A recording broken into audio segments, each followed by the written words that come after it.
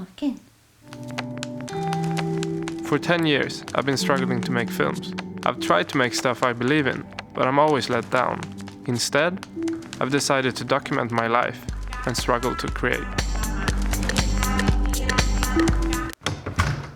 All right, exciting things.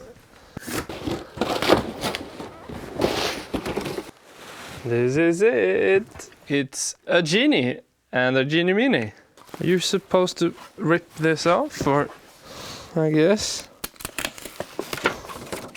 No choice, sorry. No more hiring people. The robots will do the job from now on.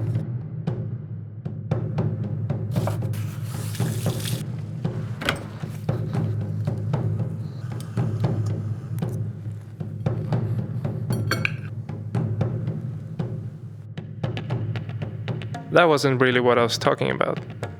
The film is in the final round for the Film Independent's Doc Lab. It's a huge opportunity, both to finish the film as well as building a network in the US. Hi. Hi, lovely to meet you. You too. Talk to me a little bit about financially where you're at. I mean, we did apply for a grant from the Swedish Film Institute. But we got rejected from one of the commissioning editors, so now we're looking to apply for the post-production of it from a different commissioning editor, and I think that we stand a big chance of getting it. And if we were to get it, we would probably be missing, I think, about 50,000. And I think something that we did resonate, which you mentioned very much, is the fact that it's an issue-driven documentary, but it's not. It's a love story more. It's a story about a person. I think, you found a niche that's distinctive for this film, and that, Cleo and her boyfriend really just come across so strongly in the film. What would you want your audiences to take away at the end of watching your film? I think mainly it is about humanizing trans people. And I think that's... the only way you can do that is through identification and through the human aspects of it. And love was it's quite simple, but it is universal, and that's what I really think it can do. So, in my opinion, as much as I can scale out the whole controversy of the whole gay bill and all that, I would like to. But the Western audience has such a hard time understanding, why is she threatened? So for me, I would like to not have any of that in, and I would only like to make a film that is focused around the love and make it much more deep into that. But it's really hard when you're also trying to get people to actually understand the issue that she's in.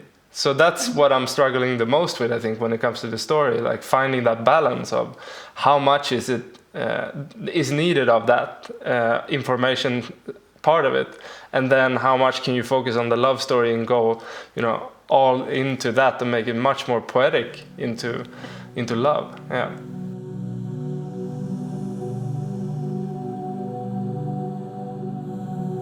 It's funny how fast things can change.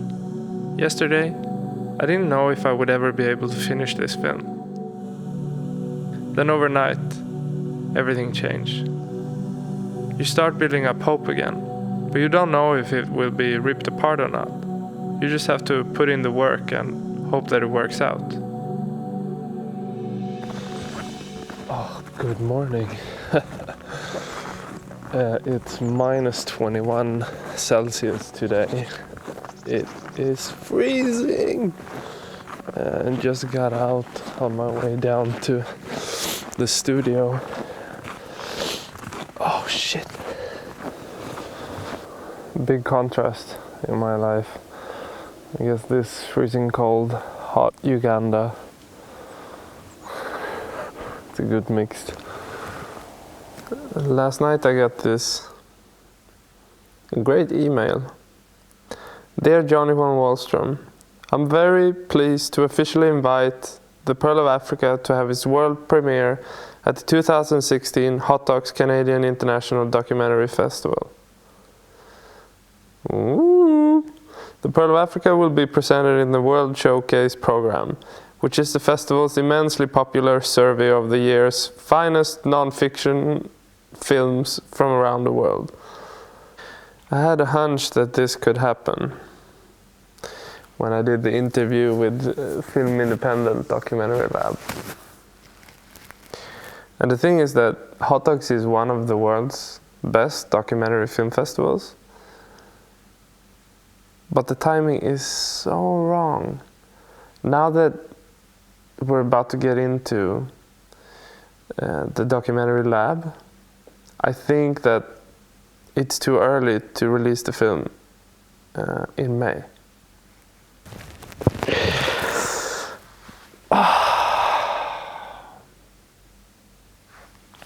And they need to know within 24 hours. Damn. This is going to be the hardest decision I've had to make in my whole career. Hej! Hej! Hej! Vad kul! Ja, men svinsvårt beslut. Va? Men grattis, det var jätteroligt! Ja, men jag har ju så här 24 timmar på mig att svara, så man är så här... Ja, men då fattar man ett beslut. Jag vet vad jag tycker. Ja. Den är ju inte riktigt färdig, och ska jag göra färdig den så ska jag verkligen hetsa för att bli klar, för att hinna. Och den här Independent Filmmakers Lab-grejen, den är liksom, det är 6 stycken som väljs varje år. Och det är så här sponsrat av Time Warner och Netflix och är ju typ som Sundance, de här supportprogrammen. Och är väl egentligen så här en jättechans att komma in i USA på riktigt, känner jag. Alltså så här tänker jag. Jag kände faktiskt inte till det här i Los Angeles. Vilket kanske säger någonting. Är det något nyare? Ja, det har startat 2011. Det är därför kanske jag inte har hört om det. För att då var ju redan min film ute. Ja.